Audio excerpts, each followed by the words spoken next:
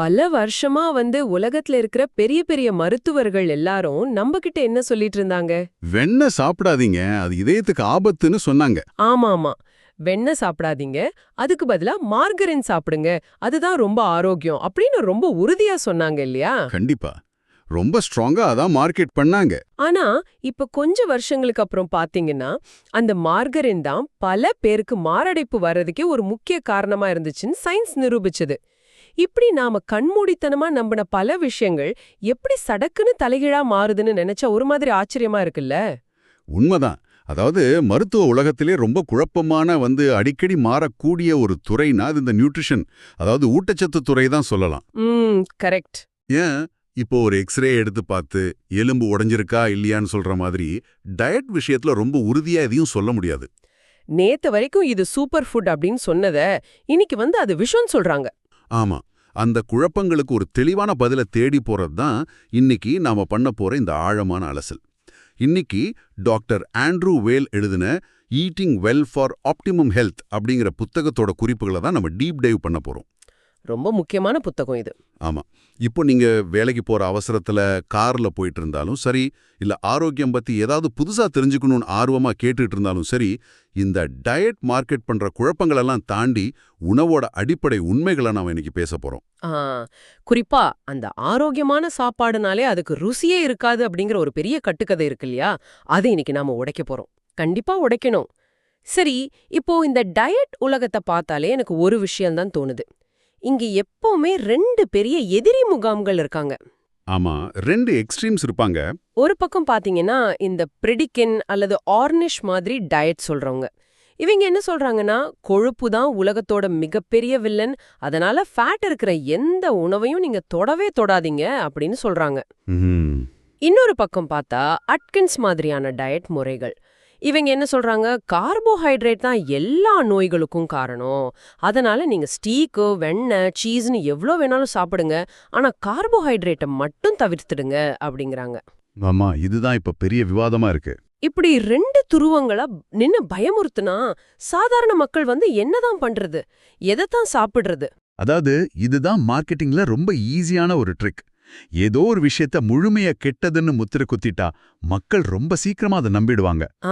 Correct. ஆனா நம்ம உடம்புக்கு தேவைப்படுற மேக்ரோ நியூட்ரியன்ஸ், அதாவது புரதம், கார்போஹைட்ரேட், கொழுப்பு, இது மூணுமே ரொம்ப முக்கியம். இந்த டயட் நிபுணர்கள் பண்ற பெரிய தப்பு என்னன்னா, உணவை ஒரு கெமிக்கல் ஃபார்முலா மாதிரி பார்க்கறது தான். ஓ, கெமிக்கல் ஃபார்முலாவா? ஆமா, கொழுப்பா இருந்தாலும் சரி, கார்போஹைட்ரேட்டா இருந்தாலும் சரி, அதுல நல்லதும் இருக்கு, கெட்டதும் இருக்கு. எதையுமே முழுமையா ஒதுக்கிறதுக்கு பதிலா எதை எப்படி தேர்ந்தெடுக்கணும் அப்படிங்கிறது தான் டாக்டர் வேல் வைக்கிற முதல் பாயிண்ட். எனக்கு இது நல்லா புரியுது. இப்போ கார்போஹைட்ரேட் விஷயத்தையே எடுத்துப்போம். ரொம்ப வருஷமா நம்ம ஊர்லயும் சரி வெளியிலயும் சரி என்ன சொல்றாங்க, சர்க்கரை உடம்புக்கு கெட்டது, ஆனா ஸ்டார்ச் ரொம்ப நல்லது அப்படின்னு ஒரு பொதுவான விதி இருக்கு இல்லையா? ஆமா, சிம்பிள் கார்ப்ஸ், காம்ப்ளெக்ஸ் கார்ப்ஸ்னு பிரிப்பாங்க. எக்ஸாக்ட்லி. இது நான் ஒரு சின்ன உதாரணம் மூலமா கேக்குறேன். இப்போ சாப்பாடு செரிமானம் ஆகுறத நம்ம ஒரு நெருப்பு எரியறதோட ஒப்பிடலான்னு வைப்போம். சரி, ஒப்பிட்டு பார்க்கலாம். சர்க்கரை அப்படிங்கிறது அந்த நெருப்புல ஒரு காகிதத்தை தூக்கி போடுற மாதிரி. போட்டோனே சட்டுன்னு எரியும், பெரிய தீப்புழம்பு வரும், ஆனா அடுத்த செகண்டே அணைஞ்சிடும். கரெக்ட். அதே சமயம் இந்த காம்ப்ளெக்ஸ் கார்போஹைட்ரேட் அப்படின்னு சொல்ற ஸ்டார்ச் வகைகளை ஒரு பெரிய விறகு கட்டைய நெருப்புல போடுற மாதிரி சொல்லலாமா? அது மெதுவா ரொம்ப நேரத்துக்கு நிதானமா எரிஞ்சு நமக்கு சீரான வெப்பத்தை கொடுக்கும் இல்லையா? சூப்பரான உதாரணம். அந்த விறகு கட்ட உதாரணம் இருக்கு இல்லையா, அதை தான் அறிவியல்ல கிளைசெமிக் இண்டெக்ஸ் அப்படின்னு சொல்றாங்க. Glycaemic index, okay. அதாவது ஒரு உணவை நீங்க சாப்பிட்டதுக்கு அப்புறம் அது எவ்வளவு சீக்கிரமா செரிமானமாகி உங்க ரத்தத்துல சர்க்கரை அளவை ஏத்துது அப்படிங்கிற அளவீடு தான் இது. பல வருஷமா இந்த கார்போஹைட்ரேட்டை வெறும் சிம்பிள் மற்றும் காம்ப்ளெக்ஸ் அப்படின்னு பிரிச்சு பார்த்தது ரொம்ப பெரிய தப்புன்னு இந்த புத்தகம் சொல்லுது. ஒரு நிமிஷம், அப்போ அது சர்க்கரையா இல்ல ஸ்டார்ச்சா அப்படிங்கிறது முக்கியம் இல்லையா? எப்படி ரத்தத்துல கலக்குதுங்கிறது தான் உண்மையான விஷயமா? ஆமாம், அதுதான் உண்மை. இதுக்கு ஒரு சிறந்த உதாரணம் சொல்லணும்னா உருளைக்கிழங்கு எடுத்துக்கலாம். நிறைய பேர் என்ன நினைக்கிறாங்கன்னா, பேக்டு பொட்டேட்டோ ஒரு காம்ப்ளெக்ஸ் கார்போஹைட்ரேட், அதனால அது ரொம்ப நல்லதுன்னு நினைச்சிட்டு இருக்காங்க. ஆமா, அது காய்கறி தானே. ஆனா உண்மையிலே பாத்தீங்கன்னா ஒரு உருளைக்கிழங்களோட கிளைசெமிக் இண்டெக்ஸ் சாதாரண சர்க்கரையை விட அதிகம். வெயிட், என்னது? சர்க்கரையை விட அதிகமா? இது நிறைய பேருக்கு ரொம்ப ஷாக்கிங்கா இருக்குமே. உண்மைனா நீங்க அந்த உருளைக்கிழங்கு சாப்பிட்ட உடனே அது சர்க்கரையை விட வேகமா உங்க ரத்தத்துல குளுக்கோஸை ஏத்தும். இதை சமாளிக்கிறதுக்கு உங்க உடம்புல இருக்கிற கணையம், அதாவது பாங்க்ரியாஸ் ரொம்ப கஷ்டப்பட்டு அதிகப்படியான இன்சுலினை சுரக்க வேண்டியிருக்கும். ஓ, கணையத்துக்கு பிரஷர் அதிகமாயிடும். ஆமா, யோசிச்சு பாருங்க. டெய்லி நீங்க அதிக கிளைசெமிக் இண்டெக்ஸ் இருக்கிற வெள்ளை பிரெட்டு, உருளைக்கிழங்கு மாதிரி உணவுகளை சாப்பிடும்போது உங்க கணையத்துக்கு எவ்வளோ பெரிய பிரஷர் கொடுக்குறீங்கன்னு. இது தொடரும் போது தான் உடற்பருமன், இன்சுலின் ரெசிஸ்டன்ஸ், அப்புறம் சர்க்கரை நோய் எல்லாமே வருது. அப்போ இந்த கார்போஹைட்ரேட்டே நமக்கு வேணான்னு முழுசா ஒதுக்கிடுறது தானே நல்லது. அதானே இந்த லோ கார்ப் டயட் பண்றவங்க எல்லாம் சொல்றாங்க. அங்கதான் நாம மறுபடியும் அதே பழைய தப்பு பண்றோம். கார்போஹைட்ரேட்டை முழுசா ஒதுக்குறது ஒரு தீர்வு கிடையாது. அதுக்கு பதிலா குறைந்த கிளைசெமிக் இண்டெக்ஸ் இருக்கிற உணவுகளை தேர்ந்தெடுக்கணும். ஓகே, அப்போ எதை சாப்பிடலாம்? உதாரணத்துக்கு பீன்ஸ் எடுத்துக்கோங்க. அது ஒரு அருமையான கார்போஹைட்ரேட். அது ரத்தத்துல சர்க்கரையை ரொம்ப ரொம்ப மெதுவா தான் ஏத்தும். அதே மாதிரி பாஸ்தாவை நிறைய பேர் தப்பா சமைக்கிறாங்க. எப்படி தப்பா சமைக்கிறாங்க? அதை ரொம்ப நேரம் கொதிக்க வச்சு அப்படியே கொலகொலர் ஆக்கிட்டா அதோட கிளைசெமிக் இண்டெக்ஸ் ரொம்ப அதிகமாயிடும். ஆனா இத்தாலியர்களை பண்ற மாதிரி அல் டென்டே பதத்துல, அதாவது கடிச்சு சாப்பிட்ற அளவுக்கு கொஞ்சம் உறுதியா வேலு வச்சு சாப்பிட்டா உடம்பு அதை செரிமானம் பண்றதுக்கு கொஞ்சம் டைம் எடுக்கும். ஓ, அப்போ சக்கரை மெதுவா ரத்தத்துல கலக்கும். எக்ஸாக்ட்லி. அதனால எந்த உணவை சாப்பிட்றோங்கிறத விட அதை எப்படி சமைக்கிறோம் அப்படிங்கிறதும் இங்க ரொம்ப முக்கியம். வாவ், இது நல்ல பாயிண்ட். முழுசா கார்போஹைட்ரேட்டை அவாய்ட் பண்ணாம பீன்ஸ் மாதிரி லோ ஜிஐ உணவுகளை நம்ம சாப்பாட்டுல பேலன்ஸ் பண்ணிக்கணும். சரி, இப்போ நம்ம ஆரம்பத்துல பேசின அந்த மாகரின் கதைக்கு வருவோம். ஆமா, அந்த ஃபேட் பத்தி பேசலாம். கொழுப்புனாலே கெட்டதுன்னு ஒரு காலத்துல எல்லாரும் நம்புனாங்களே, அது எப்படி நடந்துச்சு? அது மருத்துவ உலகத்தோட ஒரு இருண்ட காலம்னு சொல்லலாம். விலங்குகள்கிட்ட கிடைக்கிற வெண்ணெய், நெய் மாதிரி கொழுப்புகள்ல சேச்சுரேட்டட் ஃபேட் இருக்கு. அது இதயத்துக்கு ரொம்ப கெடுதல்னு அப்ப நினைச்சாங்க. அதனால தாவரங்கள்ல இருந்து கிடைக்கிற எண்ணெய்களை பயன்படுத்த சொன்னாங்க. ஆனா இங்க ஒரு பெரிய பிரச்சனை வந்துச்சு. தாவர எண்ணெய்கள் சாதாரண அரைவெப்ப நிலையில திரவமா, அதாவது லிக்விடா தான் இருக்கும். ஆமா, ஆயில் எப்பவுமே லிக்விட் தானே. அப்போ அத வெண்ணெய் மாதிரி கட்டியா கெடாம ரொம்ப நாள் வச்சிருக்கணும்னா என்ன பண்றதுன்னு இந்த உளவு தொழிற்சாலைகள் யோசிச்சாங்க. ஓ, அதுக்காகத்தான் அந்த எண்ணெய்க்குள்ள ஹைட்ரஜன் வாயுவை செலுத்துனாங்களா? சரியா சொன்னீங்க. அந்த முறைக்கு பேரு தான் பகுதி ஹைட்ரஜனேற்றம், அதாவது பார்ஷியல் ஹைட்ரஜனேஷன். இப்படி இயற்கையா இருக்கிற ஒரு எண்ணெய கெமிக்கல் ப்ராசஸ் பண்ணி கட்டியாக்கும் போது தான் டிரான்ஸ்ஃபேட் அப்படிங்கிற செயற்கையான ஒரு கொழுப்பு உருவாகுது. அப்போ மார்கரின்ல இருக்கிறது இதுதானா? ஆமா, நம்ம ஊர்ல பல வருஷமா பேக்கரி பொருட்கள், பிஸ்கட், மார்கரின் எல்லாத்துலயும் இதுதான் நிறைஞ்சு கிடக்கு. சரி, இந்த டிரான்ஸ்ஃபேட் நம்ம உடம்புக்குள்ள போனா நிஜமா என்னதான் நடக்கும்? ஏன் டாக்டர் வைல் இத இவ்ளோ கடுமையா எதிர்க்கிறாரு? இத கொஞ்சம் ஆழமா பார்க்கலாம். இப்போ நம்ம உடம்புல கோடிக்கணக்கான செல்கள் இருக்கு இல்லையா? அந்த ஒவ்வொரு செல்லோட வெளிச்சுவரும் இந்த கொழுப்பு அமிலங்களால தான் உருவாக்கப்படுது. ஓகே. இயற்கையான கொழுப்புகள் எப்பவுமே நல்ல வளைஞ்சு கொடுக்கும் தன்மை கொண்டவை. ஆனா இந்த டிரான்ஸ்ஃபேட் அப்படிங்கிறது ஒரு பிளாஸ்டிக் மாதிரி ரொம்ப கடினமான ஒரு மூலக்கூறு. நீங்க டிரான்ஸ்ஃபேட் சாப்பிடும்போது உங்க உடம்பு அதை வச்சு செல் சுவர்களை உருவாக்குது. வெயிட். அப்போ நம்ம உடம்புல இருக்கிற செல்களோட சுவர்களே ரொம்ப கடினமா, அந்த ஃபிளெக்சிபிலிட்டி இல்லாம பிளாஸ்டிக் மாதிரி மாறிடுமா? ஆமா, செல்கள் அதோட நெகிழ்வுத்தன்மையை இழக்கும்போது அதனால சரியா வேலை செய்ய முடியாது. இதனால ரத்தத்துல கெட்ட கொலஸ்ட்ரால் அதிகமாகுது. ஐயோ! அதை விட ரொம்ப மோசமான விஷயம் என்னன்னா, உடம்பு முழுக்க ஒரு வீக்கம், அதாவது இன்ஃப்ளமேஷன் ஏற்படுது. இந்த தொடர்ச்சியான இன்ஃப்ளமேஷன் தான் மாரடைப்பு, கேன்சர், அல்சைமர் மாதிரியான பெரிய நோய்களுக்கு மூல காரணம்.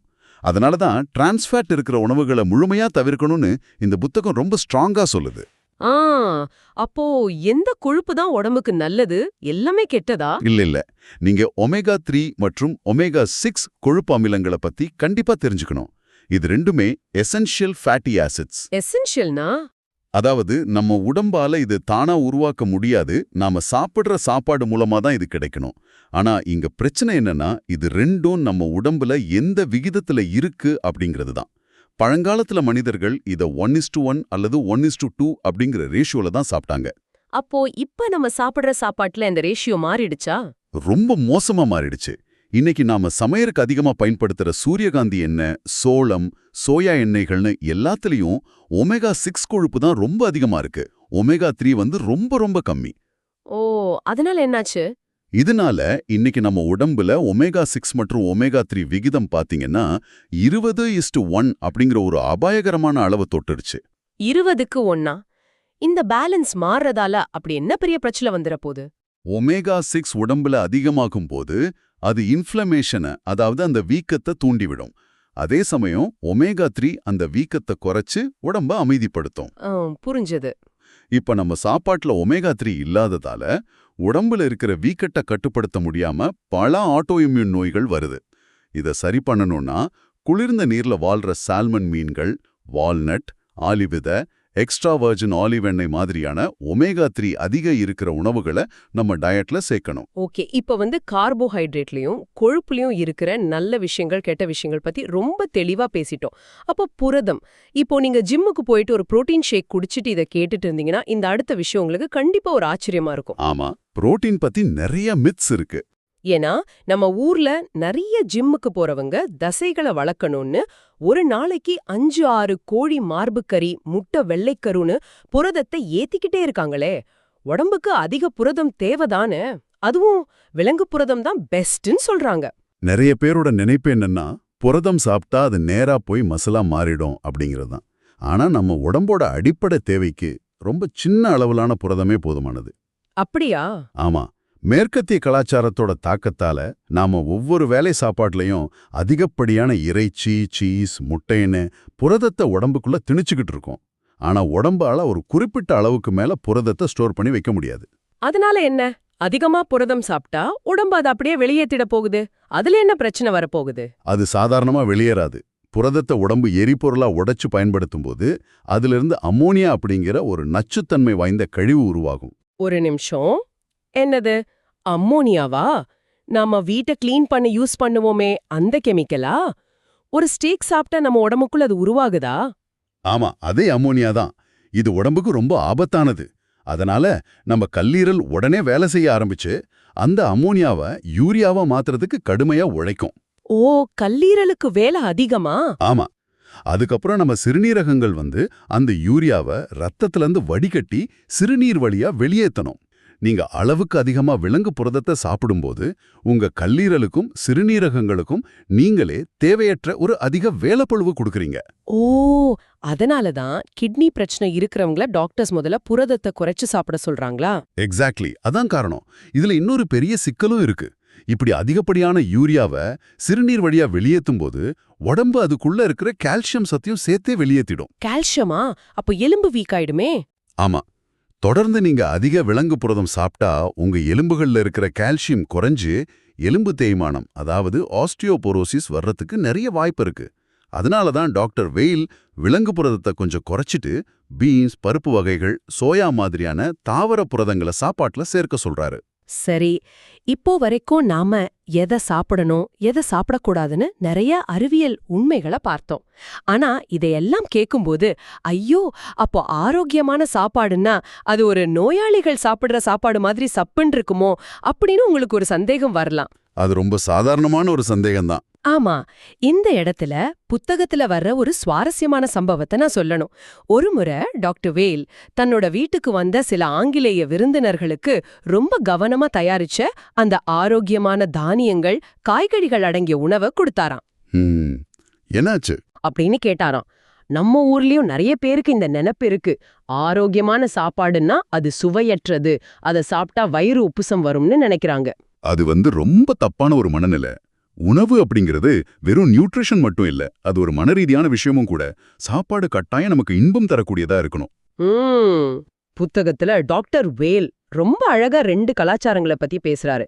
ரஷ்யர்கள் பாத்தீங்கன்னா ராத்திரி நடுநிசி வரைக்கும் உட்கார்ந்து நண்பர்களோடு சிரிச்சு பேசி வோட்கா குடிச்சிட்டு சூப், சீஸ் எல்லாம் சாப்பிடுவாங்க. ஓகே. அதே மாதிரி ஜெர்மானியர்கள் ஒரு பெரிய ஹால்ல 30 பேர் கொண்ட ஒரு மியூசிக் பேண்ட் வாசிக்க எல்லாரும் சேர்ந்து கொண்டாட்டமா பன்றி இறைச்சியும் பேரும் சாப்பிடுவாங்க. ஒரு நிமிஷம், ஆனா இவங்க சாப்பிடுறதெல்லாம் பார்த்தா நாம இதுவரைக்கும் பேசின ஆரோக்கியமான டயட்டுக்கு நேர் எதிரா இருக்க. இப்படி சாப்பிட்டா உங்களுக்கு உடம்பு கெட்டு போகாதா? இங்கதான் நாம சாப்பாட்டோட உளவியலை புரிஞ்சுக்கணும். அவங்க சாப்பிட்ற அந்த சாப்பாட்டுல கொழுப்பு அதிகமா இருக்கலாம். ஆனா அவங்க அந்த சாப்பாட்டை எப்படி சாப்பிட்றாங்க? குடும்பத்தோட, நண்பர்களோட சேர்ந்து எந்த விதமான குற்ற உணர்ச்சியும், அதாவது கில்ட் இல்லாம ரொம்ப சந்தோஷமா சாப்பிட்றாங்க. ஓ, அந்த மனநிலை முக்கியம்னு சொல்றாரு. ஆமா, உணவு அப்படிங்கறது அன்போடும் மகிழ்ச்சியோடும் பகிரப்படும் போது நம்ம உடம்போட செரிமான மண்டலம் ரொம்ப சீரா வேலை செய்யுது. ஐயோ, இதை சாப்பிட்டா வெயிட் போட்டுடுவோமோ, இது கெட்ட குணுப்பாச்சே அப்படின்னு பயந்துகிட்டே ஒரு ஹெல்த் ஃபுட்டை சாப்பிட்றத விட சந்தோஷமா ஒரு விருந்து சாப்பிட்றது உடம்புக்கு நல்லதுன்னு அவர் சொல்றாரு. வாவ்! எனக்கு இது ரொம்ப பிடிச்சிருக்கு. சாப்பாட்ட ஒரு குற்ற உணர்ச்சியா பார்க்காம அது ஒரு கொண்டாட்டமா பார்க்கணும். அதுக்காக சந்தோஷமா இருந்தா எதை வேணாலும் சாப்பிடலாமா? இப்போ ஒருத்தர் டெய்லி ஃபாஸ்ட் ஃபுட் கடையில போய் சந்தோஷமா பர்கர் சாப்பிட்டா உடம்பு அதை ஏத்துக்குமா? அங்கதான் நம்ம தெளிவா இருக்கணும். டாக்டர் வெயில் உலகின் மிக மோசமான டயட் அப்படின்னு ஒன்று சொல்றாரு. அது என்னன்னா, நம்ம ஊர்ல இப்போ ரொம்ப அதிகமா பரவிட்டு வர்ற துரித உணவு, அதாவது ஃபாஸ்ட் ஃபுட் கலாச்சாரம் தான். அதுல அப்படி என்ன கெடுதல்? அதுல என்ன இருக்குன்னு பாருங்க. அதிக கிளைசெமிக் இண்டெக்ஸ் இருக்கிற மைதா, சர்க்கரை, டிரான்ஸ் ஃபேட், பதப்படுத்தப்பட்ட ரசாயனங்கள், ஆனா உடம்புக்கு தேவையான நார்ச்சத்து கொஞ்சம் கூட இருக்காது. இதெல்லாம் ஒருத்தர் தன்னந்தனியா அவசர அவசரமா கார்ல உட்காந்துக்கிட்டோ இல்ல டிவி பார்த்துக்கிட்டோ சாப்பிடுறாரு. ஆமா, நிறைய பேர் அப்படிதான் பண்றாங்க. இதுல எந்த சமூக பிணைப்பும் இல்ல, உணவோட தரமும் இல்ல. நீங்க இது எவ்வளோ சந்தோஷமா சாப்பிட்டாலும் சரி, இது உடம்ப கெடுக்க தான் செய்யும். அப்போ உலகின் மிக சிறந்த டயட் அப்படின்னு அவர் எதை சொல்றாரு? சுவையாவும் இருக்கணும், உடம்புக்கும் நல்லது பண்ணணும்னா எந்த டயட்டை ஃபாலோ பண்றது? அவர் ரொம்ப உறுதியா பரிந்துரைக்கிறது மத்திய தரைக்கடல் டயட், அதாவது மெடிட்டரேனியன் டயட் முறையதான். அதுல என்ன ஸ்பெஷல்? இந்த உணவு முறையில பாத்தீங்கன்னா முழு தானியங்கள் நிறைய இருக்கும், கொழுப்புக்காக எக்ஸ்ட்ரா வர்ஜின் ஆலிவ் எண்ணெய் பயன்படுத்துவாங்க, அப்புறம் பிரச்சுரமான காய்கறிகள், பழங்கள், நட்ஸ் எல்லாமே இருக்கும். விலங்கு புரதமான மாமிசம் ரொம்ப ரொம்ப குறைவான அளவுல தான் சேர்த்துப்பாங்க. இது கேக்குறதுக்கே நல்லா இருக்கு. ஆமா, இதுல சுவைக்கும் குறைவே கிடையாது, அதே சமயம் ஆரோக்கியத்துக்கும் ரொம்ப நல்லது. ஒரு உணவு ஆரோக்கியமாவும் ருசியாவும் இருக்க முடியும் அப்படிங்கறத இந்த டயட் ரொம்ப அழகா நிரூபிக்குது. நிஜமாவே இன்னைக்கு நிறைய விஷயங்களை நாம ரொம்ப ஆழமா அலசி ஆராய்ஞ்சிருக்கோம். ஆரம்பத்துல நாம சொன்ன மாதிரி அந்த உடைந்த எலும்புக்கான எக்ஸ்ரே மாதிரி டயட் அப்படிங்கிறது ஒரு கருப்பு வெள்ளையான விஷயம் கிடையாது. இதுல நிறைய நுணுக்கங்கள் இருக்கு. ஆமா, மேக்ரோ நியூட்ரியன்ஸை முழுசா விற்காம அதுல இருக்கிற தரமான உணவுகளை தேர்ந்தெடுக்கணும், அதான் முக்கியம். அதே போல உணவை வெறும் எரிபொருளா பார்க்காம நாம எப்படி சாப்பிடுறோம், யார் கூட சேர்ந்து சாப்பிடுறோம், எந்த மனநிலையில சாப்பிடுறோம் அப்படிங்கறதும் நம்ம ஆரோக்கியத்தை முடிவு பண்ணுது.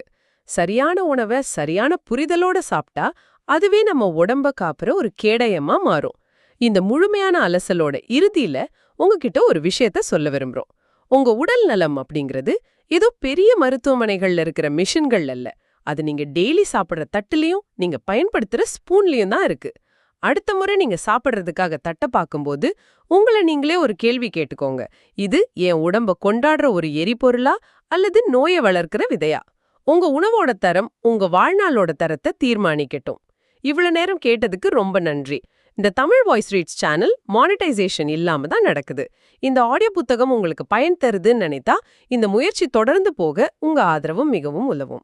என்னுடைய இந்த முயற்சிக்கு நன்கொடை அளிக்க விருப்பம் இருந்தால் டிஸ்கிரிப்ஷன்ல கொடுக்கப்பட்டுள்ள UPI ID மூலம் வழங்கலாம். உங்களால் முடிந்த அளவு போதும். சிறிய ஆதரவும் பெரிய உதவிதான். இந்த வீடியோ உங்களுக்கு பயனுள்ளதாக இருந்தால் சப்ஸ்கிரைப் பண்ணுங்க. மற்றவர்களுக்கும் பகிர்ந்து கொள்ளுங்கள். இந்த கருத்துகள் அவர்களுக்கும் தேவையாக இருக்கலாம். லைக் பண்ணுங்க. உங்க கருத்துக்களை கமெண்ட்ல பகிருங்கள். மனப்பூர்வமான நன்றி.